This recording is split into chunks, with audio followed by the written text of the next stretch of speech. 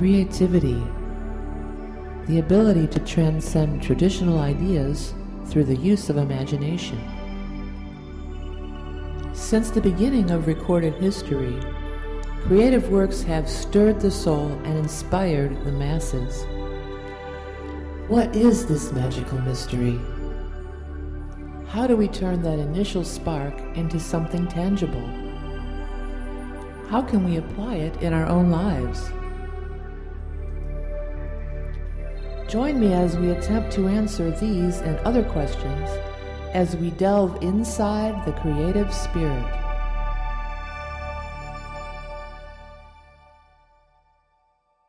LeeAnne Peters is an Australian-based author, spirit artist, radio show host, and founder of the Temple of Balance.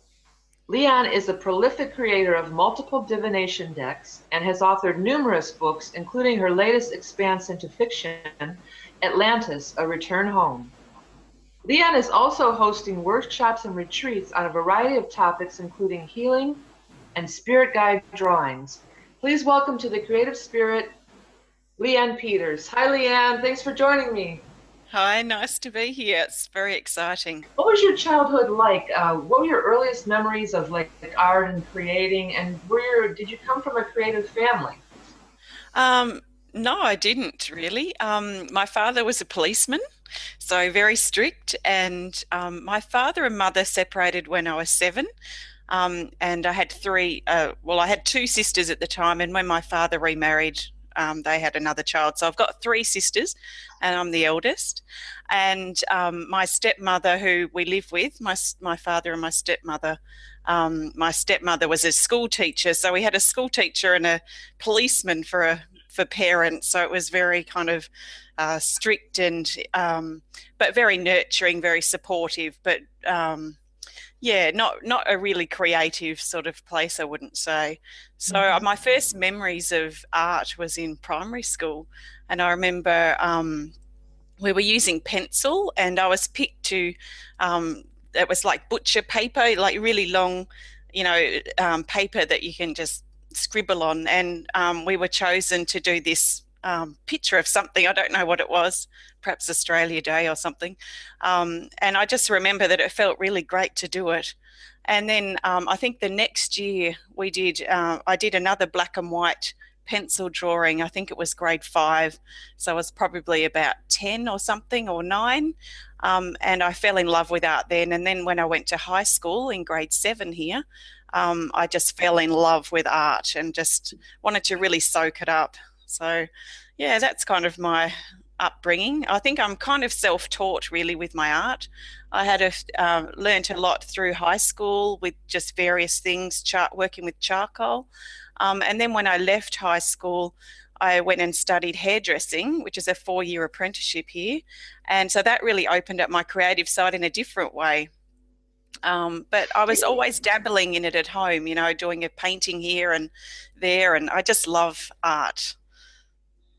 What were some artists that inspired you early on? Who are some of your favorite artists early on and today as well? Actually, I don't really have any. I'm probably not your typical artist. I just love, I think what inspires me the most is nature. And my personality is very much about exploring life and how I feel about things, and thinking outside the box and doing things in a different way, challenging myself. And I like to bring that through my art. So, I think nature and just my life experience perhaps and my curiosity for life really inspires me the most. Yeah, true original. That's awesome. What is your favorite medium? I know you mentioned like pencil and charcoal, and I've seen a lot of your work. It appears to be pastel. Is that your favorite medium now, or you mentioned painting? What are the different mediums that you work in, and do you have a favorite, or is it kind of changed, or you want to talk a little bit about that? Yeah, I do like to do a bit of painting, but I don't do it very often. I really love working with soft pastels and charcoal, and I use them both together. I just love the softness and how I can get my hands really into it. And Yeah, I feel I've kind of mastered working with pastels a lot.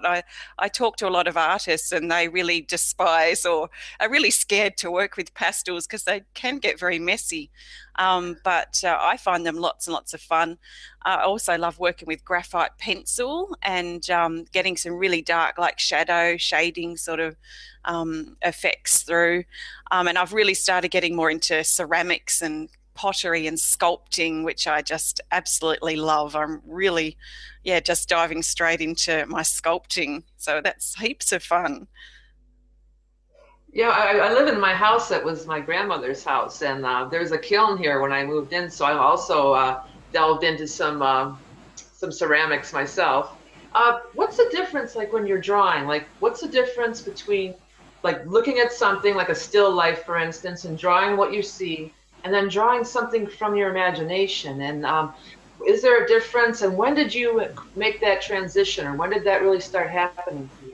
Oh, that's a really good question. I think early on I was working more perhaps with the still life and things that I could see, landscapes and things that I'd play with. I think it was about building my skills with the medium, so my skills with the pastels and working with color and shade and all those sorts of things. And I think it transitioned for me when I started opening up more spiritually, which was about the year 2000, and this whole new world just opened up for me.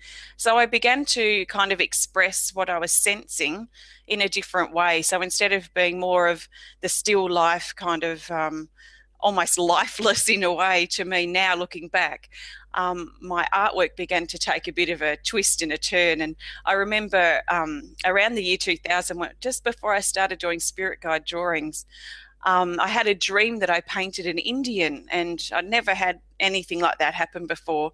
So the next day, like I was so inspired, I woke up and the next day I actually did paint an Indian. And that was my very first spirit guide drawing. And it happened to be one of my spiritual guides that was stepping forward.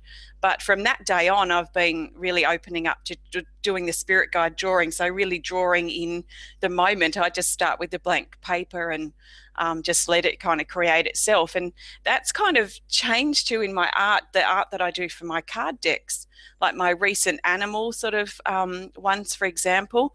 And they might be an animal, which is something, you could probably sit and draw like a still life, I guess. But there's something kind of an essence that seems to be I'm able to capture now.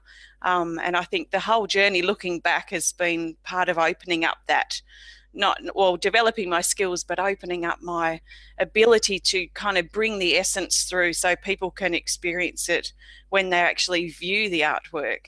This is quite exciting.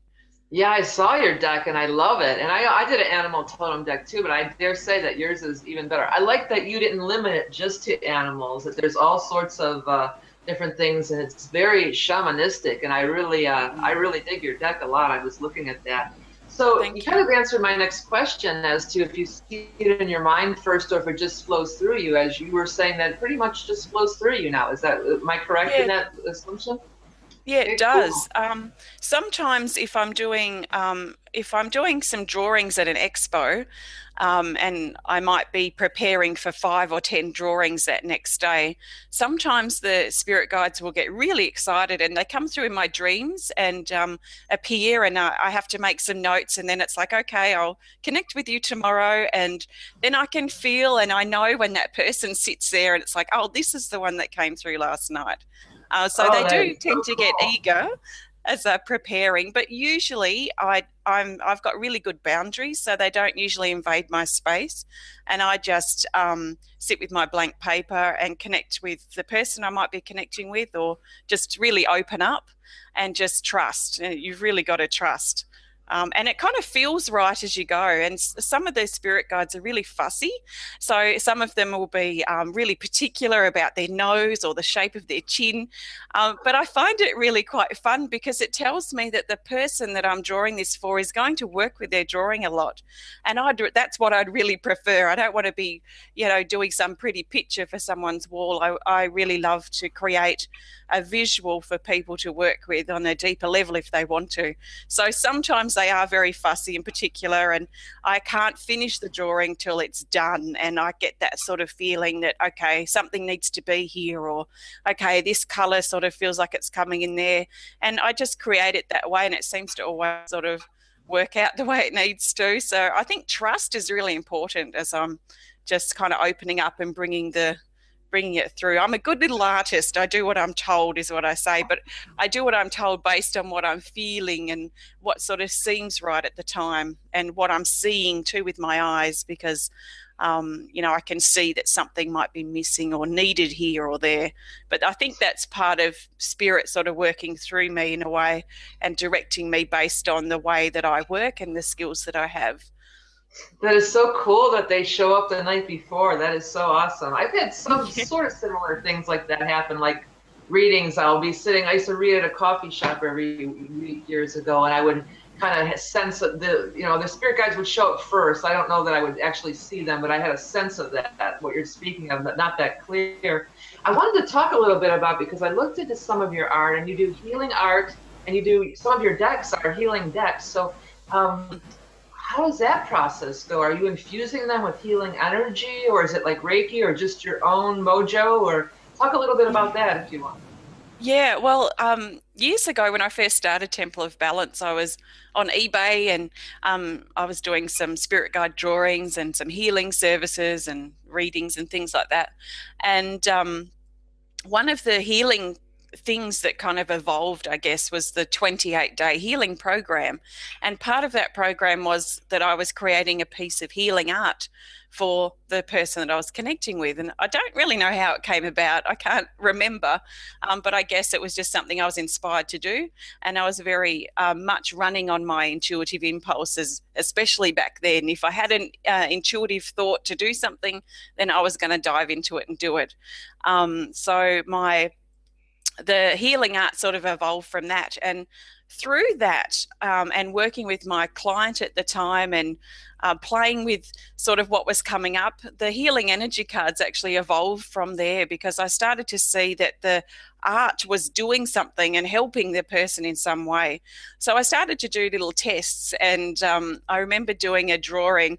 Actually, I've got the deck here, so I'll quickly grab it, because it was really sort of interesting tests that I did. I had this little test group of people that were kind of interested in it, and I ended up doing a drawing, and the purpose of the drawing was to help people lose weight, because that seemed to be the common thread. And that's the illustration I did for this card, which was actually made of ground pigments from the middle of Australia. So one of my clients actually sent me ground pigments from the area where they lived in Queensland. And so I had all this sort of natural pastel, ground up rock. So I started just working that, and then I used the black charcoal just to highlight parts of it. So I created this with the intention of helping people lose weight and to feel good about themselves. And they didn't know this, but I asked them to just work with this illustration for, I think it was a few weeks or something, and just to see what happened with it. And one lady, I remember her telling me that she goes to the football game every weekend with her son, because her son played football, and she'd always pick up a couple of hot pies, which are really popular in Australia, but they're not very good for you, hot meat pies and a Coke or something. But this particular, the weeks while she was working with this, she just didn't feel the urge. She walked straight past, and she thought, this is really strange. But I thought that was, even that in itself was really interesting. So people started having effects with the artwork, and I thought, okay, I was starting to get a lot of clients, and I thought, okay, I need to be able to create something that they can use themselves in their own space and their own time to help themselves. So I started creating the artwork into cards. So it started as 32 cards back in 2008. And now we've got 55. We're on the 3rd edition, but they're so amazing, these cards. So basically they work as tools to help us with our self-healing. But one amazing thing with the art, with art sort of therapy, is the art tends to evolve with us. So we see, like with this card, for example, we see something that's important to us at the time as it reflects something. It might be the words, it might be something in the illustration, it might be a feeling that we get as a reaction from it. And as we shift and work with the card that helps us shift that uncomfortableness or whatever it might be, we can look at this card again like the next week and it will seem different to us. So to me, that shows me that we're actually working through our stuff. And sometimes I find the art actually helps facilitate that. But there are some cards that are quite challenging in the deck too. And there's one particular card that people usually say, I don't like this card. I don't like it at all. And I say, okay, well, that's really interesting. How do you feel about your past? Oh, I don't want to go there, they say. And I say, okay, because this card will help you unlock the past that's holding you back right now. So those sorts of reactions tell me a lot about what the person's holding on to, and the cards themselves are like a tool to help them unlock that and move forward and expand as a being, because like I say, they do seem to grow and evolve with us, which is really cool.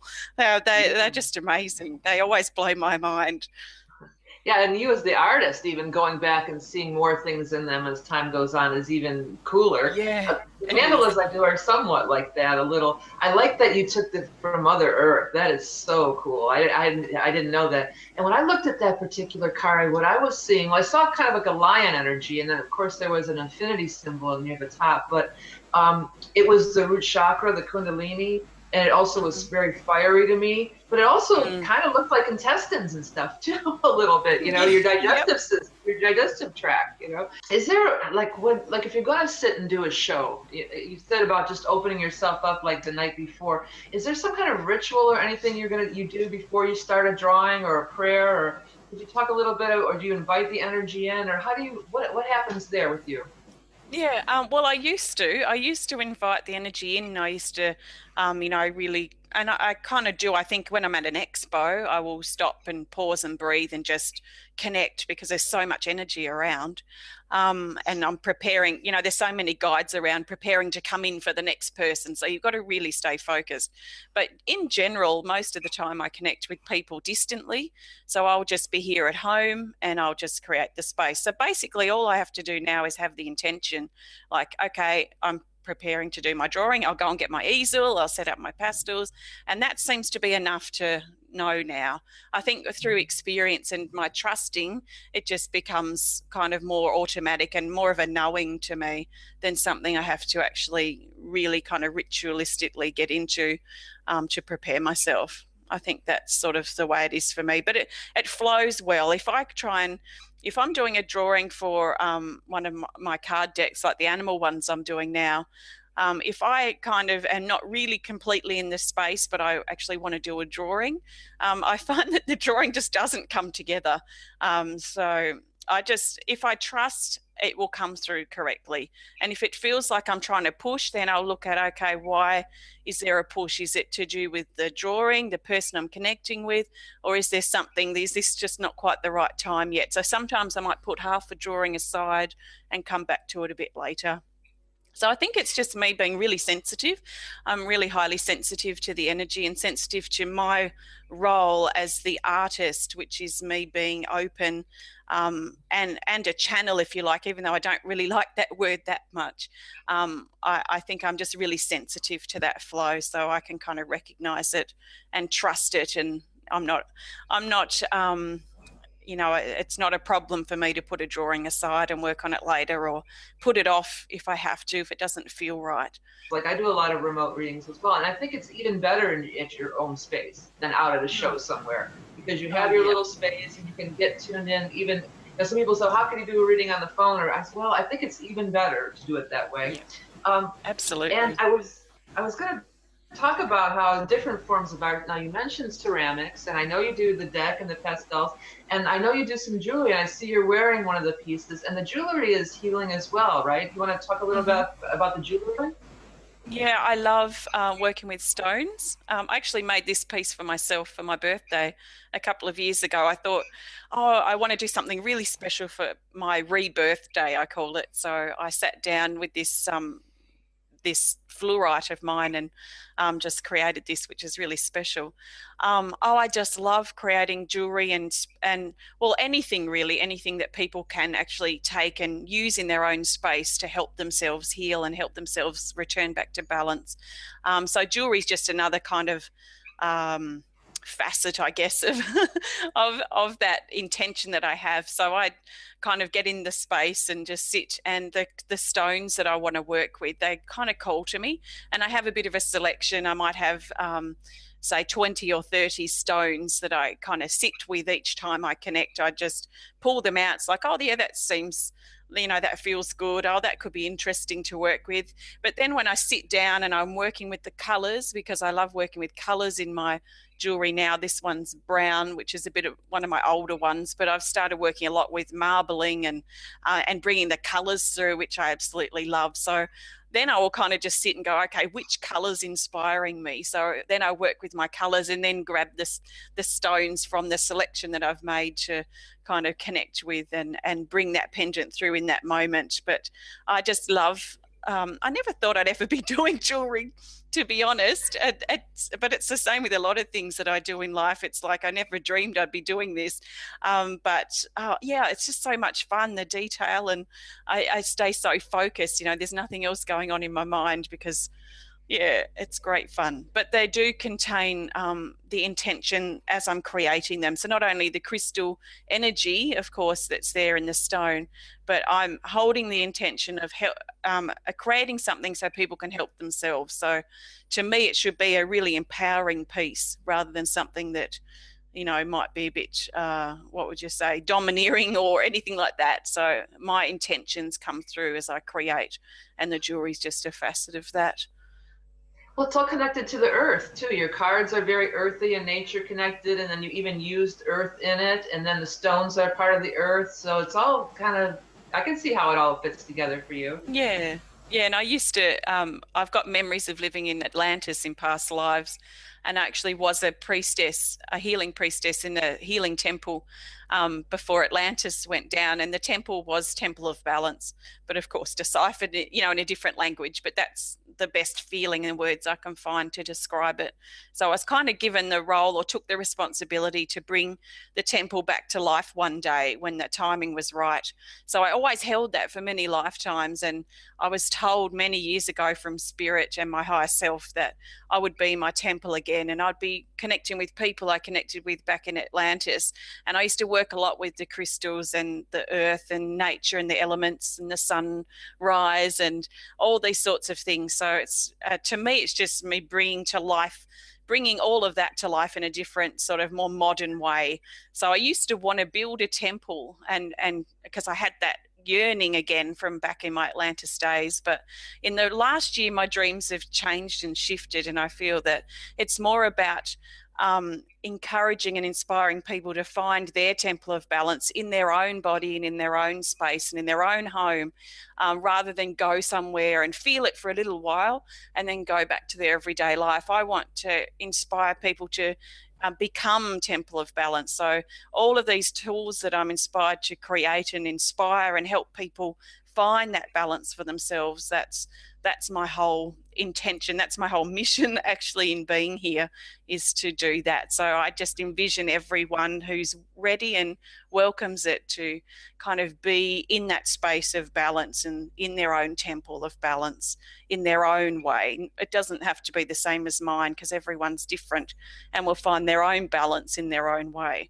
So that's what I'm really, really passionate about. So everything here, my art, is all just a tool or a resource that people can bring into their homes to help inspire them to live it. And I really look forward to the day when I'm not needed anymore, and they are opening their own creative gifts, and they feel the balance and the freedom and the happiness that is there for them if they can release their blocks, I guess, their issues, and open up to that possibility. So I'm seeing that more and more, which is really exciting.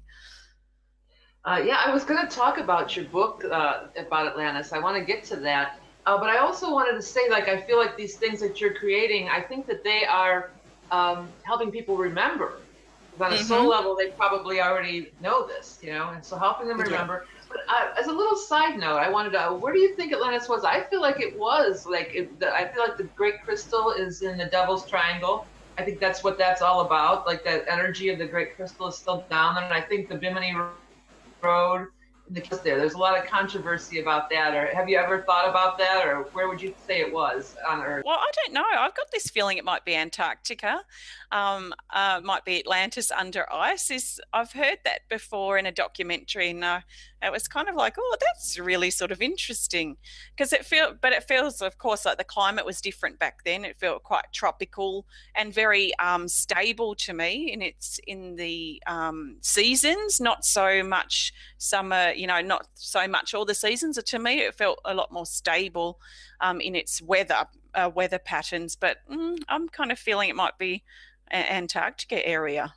Well, that could be because there's a magnetic center or something there as well, and they'd say that the Great Crystal could be there too. But I want to move on to your fictional, your latest book, Atlantis: A Return Home, and you did mention it a little bit about having a past life there, which was what I suspected. I hadn't read the book, but when I saw the title, is it a fictional work, or is there some autobiographical content, or a mixture of both? Or why don't you tell us a little bit about the book? Yeah, well, I basically called it fiction, even though it really isn't. It was just, I don't know, it just kind of felt right to call it a fiction fantasy sort of, a semi-fantasy sort of book. But anyone who's ready to really hear and to know, who reads it and is ready will realize that it's actually my story, and me reconnecting, or my twin flame and my first lifetime on Earth together. So lots of things were put into place there, but yeah, it's definitely based on memories. And when I was writing it, of course, I had certain memories that I knew, but as I was writing it, the most amazing things would happen, because it was like in between the memories would start to fill in. And things would fall into place, like even for my twin flame, with certain choices that he made, that he knows that he made in that lifetime. It's like the pieces of the puzzle began to fit together and fall into place with other certain things that was coming through the book. So it's been kind of interesting for both of us to, for me to write it, him to read it, and for us to really understand more about our combined mission here too on Earth, since Atlantis and our reconnection in this lifetime. But my twin flame and I absolutely, I knew decades ago I had a dream that I actually was in a room. My grandfather, who'd recently passed away at the time, was there in this other room, and he kind of pointed to this man who was looking out the window, and I just went up to him and hugged him from behind, and I knew he had dark hair, and that dream never left me. There was something really special about it. And then over years, I was still married at the time, of course. So we hugged from behind, and I just never forgot that feeling of connection. There was something really special about it. So for a few years after, I kept having these dreams and these knowings that another part of me was out there. And because I was in a marriage at the time, the easiest thing for me to do was just convince myself that he was in spirit, because that seemed to be the safest way, being in a marriage with two young children. But things started to change, and I kind of knew that there was this other part of me out there, and that we were going to reconnect just through me trusting my intuition and really being out there through my work. Is how my twin flame, Corey, found me in Texas, and we reconnected, and yeah, and now we just are really enjoying creating this life together and completing our life, because we know our mission. We know that this is our last lifetime on Earth. We're finishing our mission from Atlantis days. So you said, I know what you mean about those dreams. It's more than a dream. I call it a visitation. It's more intense than any dream you've ever had. It's different. If you've had it happen, you know what it means. And then also I wanted to ask on that topic. Now, when you said you were having, was he dreaming of you as well, or was he remembering it? Because obviously you were on the astral plane, it would seem, or... Yeah, and he said, because he's 9 years younger than me, so there were things that I used to talk. I remember being about 7 when my father and mother had split up. So I used to go and play outside with the fairies, and I remember talking to this man, or this young man, and Yeah, I'm sure it was him. And he remembers being a young boy and he'd hear this soft female voice calling his name and he'd go searching around the house looking for this voice. And then when we reconnected and we talked a lot on Skype, there was one time I was just softly singing something and it brought back the memories of that. And he said, I know that was you now. It was just so all little bits and pieces like that.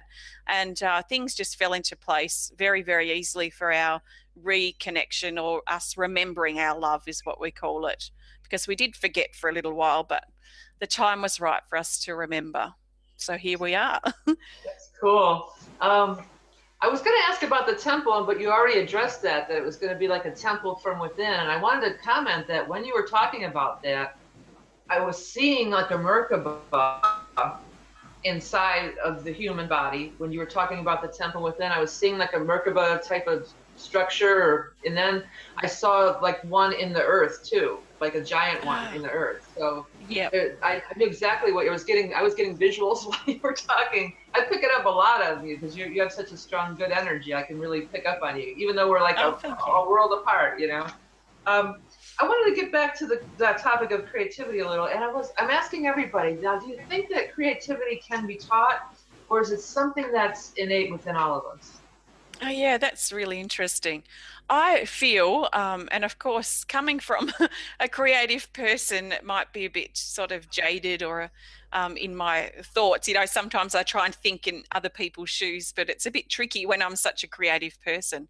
But I do feel everyone has the ability to tap into their creativity in some way. And it might be creative thinking, it might be colouring. A lot of adults are starting to colour more now. And creative cooking, being creative in the garden, creative with your children or grandchildren. I think creativity gets confused a bit with being a professional artist, and I think there is a difference there. But I feel we all have the ability to be creative in some way. Like my twin flame, he's not as artistically inclined as I am, but he's creative in other ways, and especially with his intellect and computer skills and his creative thinking and his imagination. So I think we have that in different ways, and I think we can unlock that as well. What would you give to some advice to young people or people who are maybe haven't really tapped into their creativity and would like to? What kind of advice would you give, or up and comers who may want to like follow in your footsteps, either as an author or to do their own deck or to be an artist? What advice would you give people?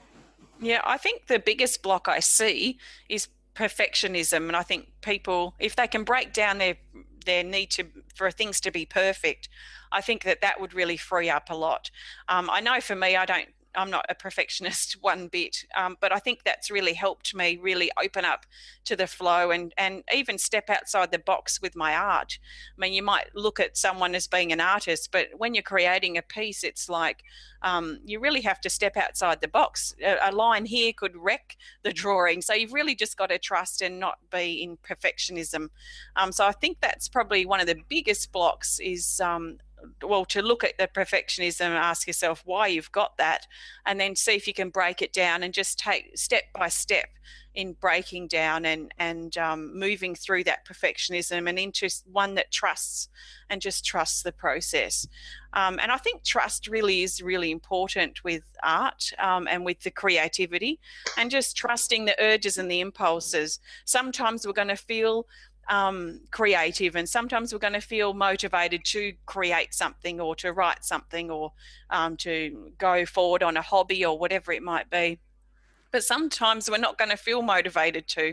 And I think it's about just trusting that ebb and flow, because there is a reason why we have that motivation and there's a reason why we don't. But if we feel stuck in a rut, an ongoing rut over a few weeks or a few years or a few months, then that's when it's time to kind of make some new choices and to pull ourselves out of that rut so that we can start living purposefully every day, which is something that I find really inspires me to kind of make the most out of my days. Is I want to create purposeful days. I don't care about the big purpose. I'm not aiming for anything.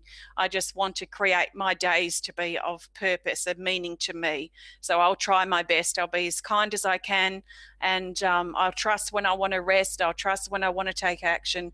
And as I've found, and as I live that way, and I have for a few years now, I find my balance is much easier to maintain because I'm always checking in with myself. So if I feel a bit flat or a bit low, I'll go and have a nap, or I'll put my feet up for a while.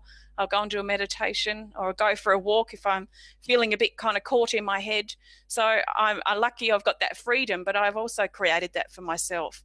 I could still be in an unhappy marriage, I could be hairdressing, and I could be in a miserable space. So through my choices and the decisions I've made, which haven't always been easy, I've created this great life for myself where I can be creative every day if I want to be. I can choose when I finish here, I could go and do a bit of pottery, I could go out in my garden, I could make a pendant or draw something or write. But I'm actually going to go up to the mountain and collect some spring water and go for a bit of a walk. So sometimes I feel a bit guilty, or I feel a bit pain to see other people living miserably, but I have to remind myself that I could be living miserably, that I've chosen to make those choices for my betterment, for the things that are important to me. And it takes a lot of bravery to step outside of the matrix and make that step. It's not just, it didn't come lightly, I'm sure.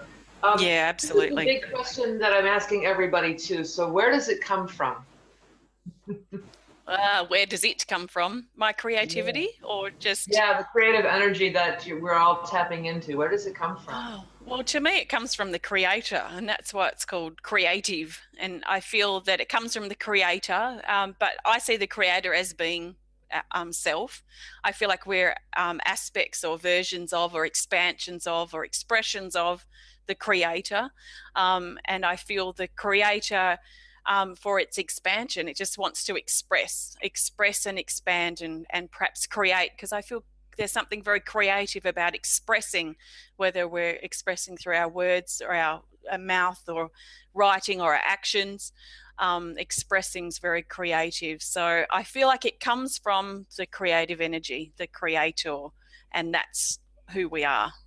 So I feel like in truth then it comes from ourselves. Okay. All right.